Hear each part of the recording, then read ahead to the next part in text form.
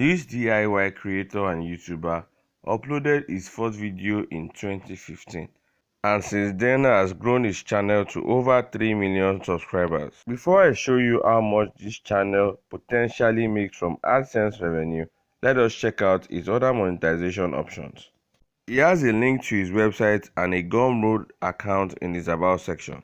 There are several factors that determines the AdSense revenue of a channel, such as the views the channel got in the last 30 days, the age range of the audience of the channel, the location of the audience of the channel, the niche of the videos on the channel.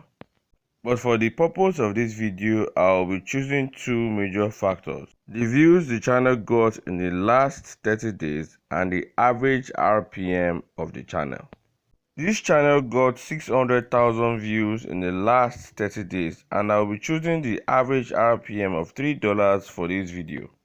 The next step is dividing 600,000 views by 1,000 views, then multiplying the results by the average RPM